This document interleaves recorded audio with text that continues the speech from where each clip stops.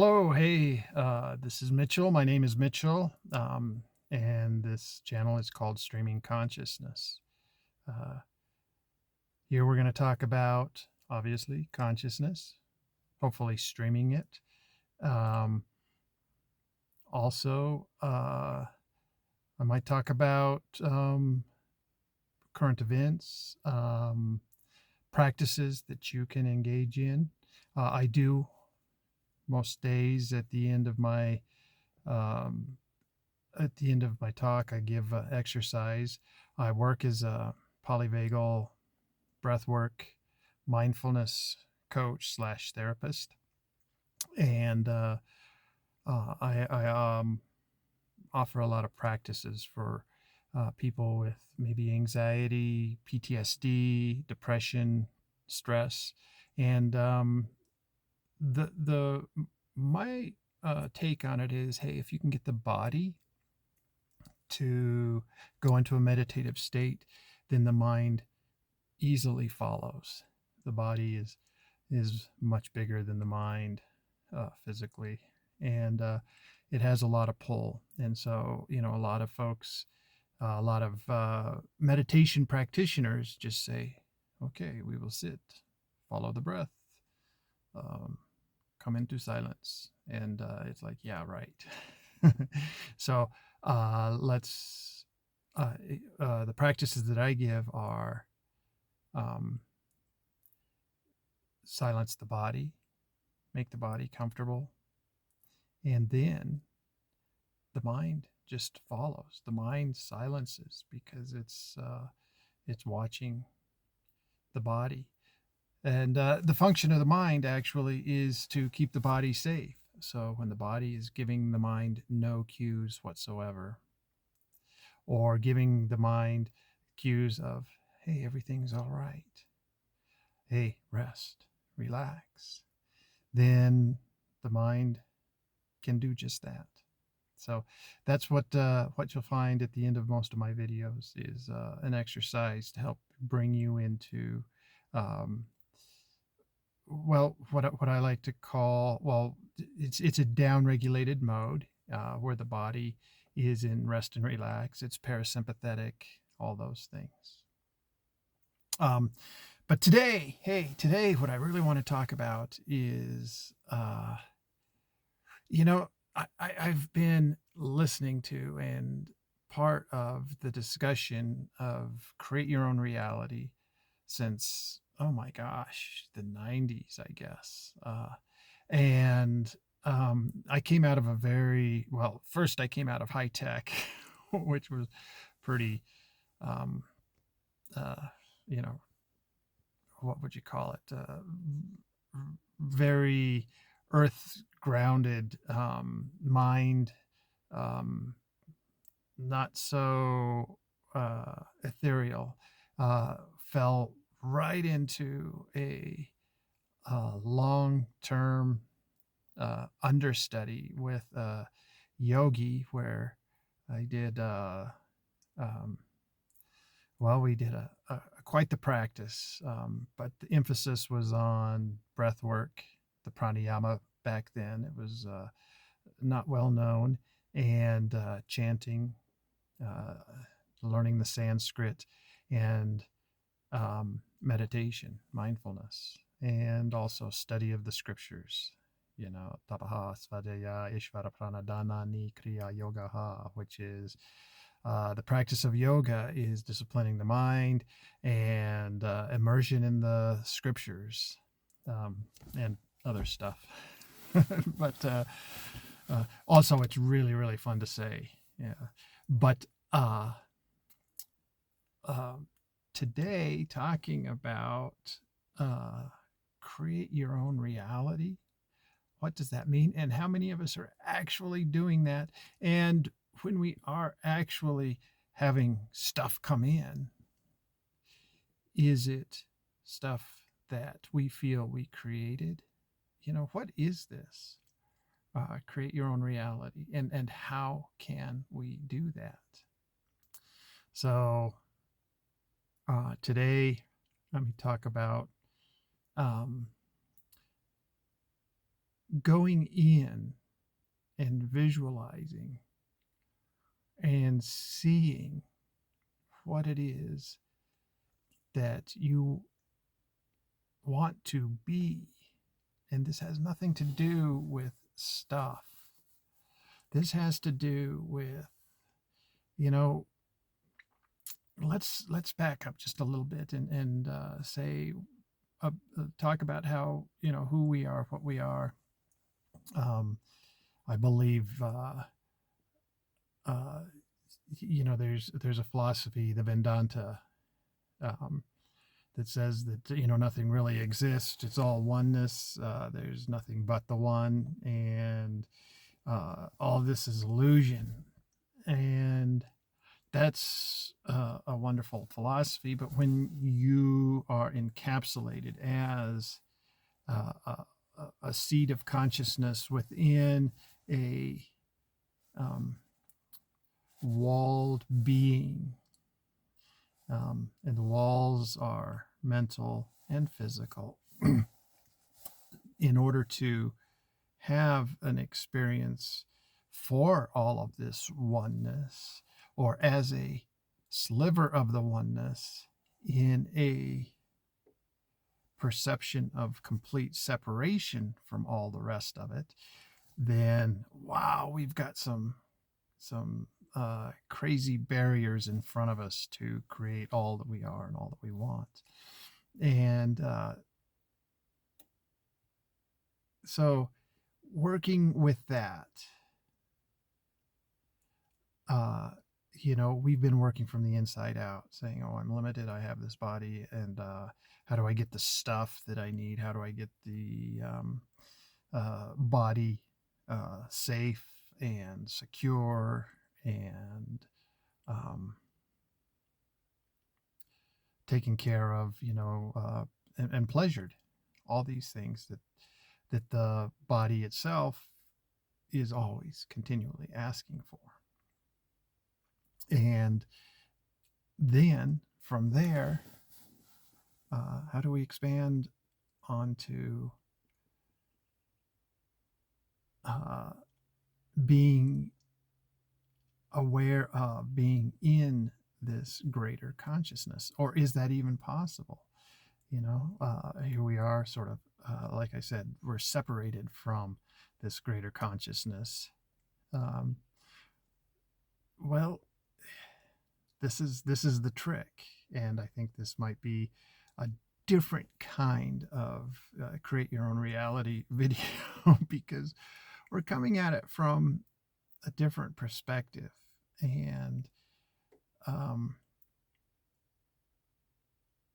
I think in a lot of ways, what consciousness is about uh, just continual expansion. There is no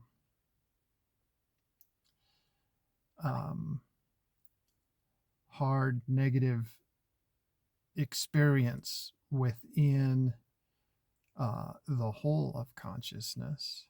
Um, and let me back up on that too. Um, because, well, first off, you know, I can only speak from the experiences that I've had within this person and this body. And um, well, let me go to a specific encounter I had with COVID, for example. So I was one of the lucky ones to encounter COVID early on, and before I think it was even named. Um, and so my child had something. They were 10 or 12 at the time, 10 or 11 maybe. And wow, they were just down. You know, they were hallucinating and the whole bit. Um, and you know, there was no diagnosis for it. It wasn't quite flu, but it wasn't a cold, you know. And we weren't informed that there was this other thing called COVID. um, and I got it shortly after. And I'll tell you what, I hadn't been sick for years, decades really. And all of a sudden, I'm like, I'll never get whatever they have, because I've had the flu and everything. My body seems to be pretty resistant to illness. But sure enough, I get this thing, and wow, I was out like hard, like I could not move. Uh, it was in the lungs and in the body, and there was a flu-like component that made every bit ache. So all my joints just screamed in agony if I even tried to move. Um, but what was fascinating is I came into a place of pure experience. And so instead of labeling this feeling of, you know, agony as agony, for example, or pain or negative in any way, it was just sensation. And so here I was having incredible sensations where, you know, I could feel the tip of my little finger, maybe for the first time really ever without having to actually have it touching something. I was like, I can feel every square millimeter of this body. And that was it. That was as far as the labeling went, is experience or sensation. It didn't say pain or agony or negative. It just said sensation. And I was deeply in the witnesser. Um, Also very present in the mind body, but the mind was incredibly still. It was in a place where it didn't know what to do. It didn't know whether or not to label or not. So it didn't. And so it was a place of pure experience. And the experience was sensation to the utmost degree. And the place of my mental, emotional state was um, awe. It was just pure awe and wonder and excitement that this intensity of feeling can be coming through, period. And uh, awe, of course, created excitement, and excitement was joyous. And so there I was for 4 or 5 days, unable to move from my bed because it hurt so bad. And in fact, I would get nauseous and fall down if I did try to stand anyway. Um, but that pure point of experiencing and joy and bliss and excitement was a high point. It came as a high point in my life. It was like, oh man, the best part of my best part of my year in 2018, 2019 was when I had COVID. you know um and so that's where I want to go when I create my own reality. Can I come back to that space of witnessing all that is created, and then jumping in as co-creator, but not jumping in as co-creator from a point of wanting this thing? Oh, I've got to have the newest, whatever, fastest car, or um, you know diet body shoes. It's not a thing. Don't put the thing in there. Don't put the label. Just say, I am here to witness an experience.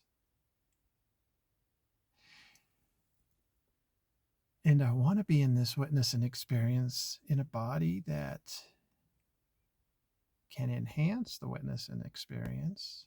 Now, when I was in COVID, I was in a body that was able to enhance the experience because it was nothing but pure depth of experience, but it was adding, the body itself didn't add joy or pleasure.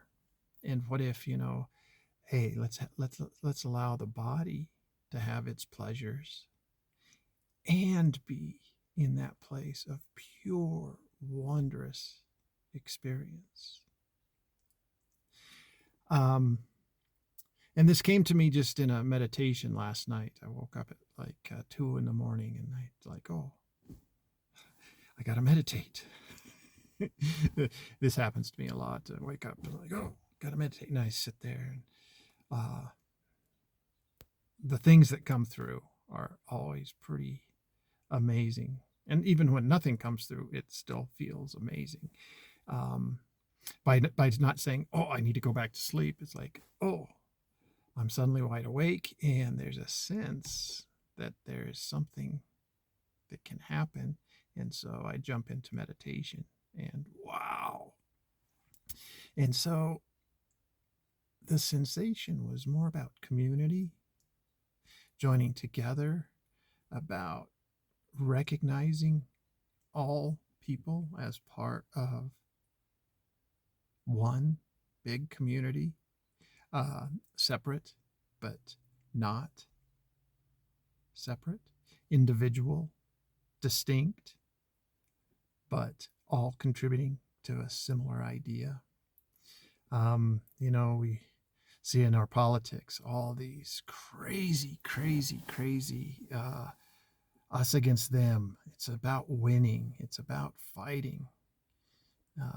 And take that out. Forget that. Let's not separate. Let's unite. And finding that sensation of coming together and being in joy and knowing and trusting that each other individual has your back and is part of this larger self. Just like fingers on the hand, this finger has to win, so this finger gets, no. How can I grab something if I don't have cooperation?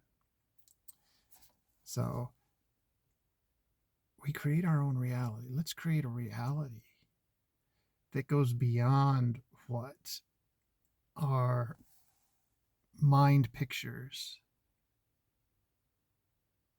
deliver.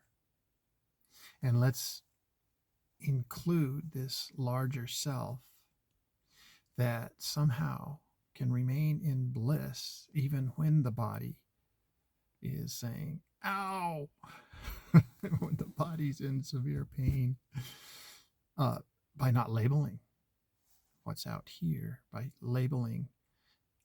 not labeling anything, but by staying within, maybe the witnesser, and allowing the body to be the experiencer, but not the judgment of the experience. So that's it. That's what I'm going to end with for today's exercise. And I've given this one regularly, is we want to just breathe, okay? I love reading Thich Nhat Hanh because Thich Nhat Hanh, in just about everything he writes, is the word breathe, breath, every other sentence. Watch your breath, follow your breath, come into your breath.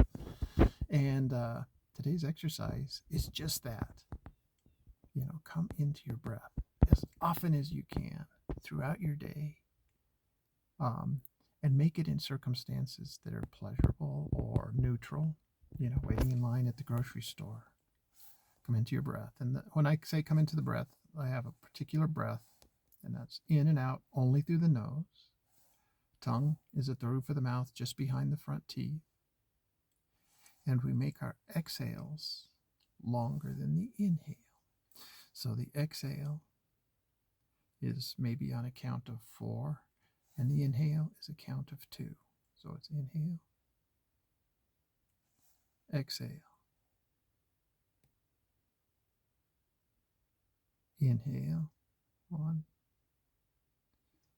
exhale, 3, 4, inhale. And it's always through the nose. These exercises, they go so deep. And if I were to, give you all the reasons why we're just doing this, well, breathing is the first access point to your autonomic nervous system. Your autonomic nervous system is constantly scanning the environment, constantly looking out for dangers and threats. And even when the mind says, oh, it's all normal, the body itself is reacting maybe a little differently than the mind is interpreting. For every 5 signals that the body sends up to the brain has one answer. So I call it the 80-20 principle. So 80% of the information only gets one answer. It only gets the answer for that 20% and has to figure it out for itself. Maybe 20% gets the right answer, and that's the top part. So let's come into the body with the breath.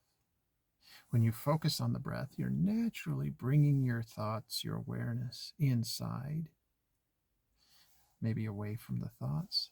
When you're breathing through the nose, you're triggering diaphragm breathing.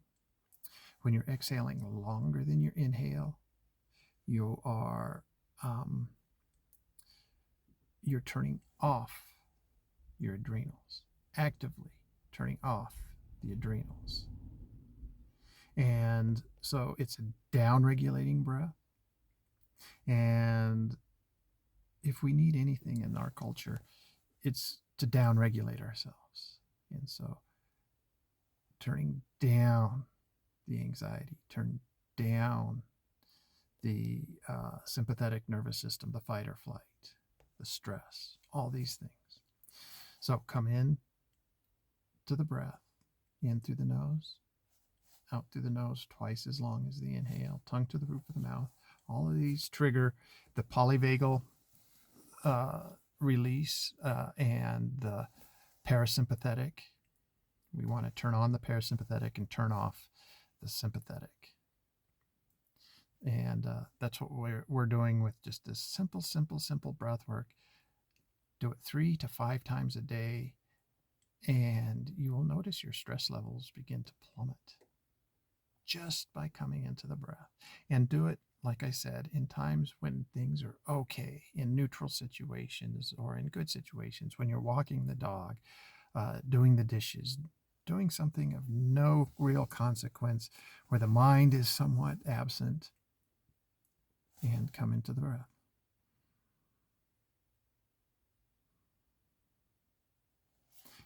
This helps to reset or recalibrate your set point to a place of it's okay. All right?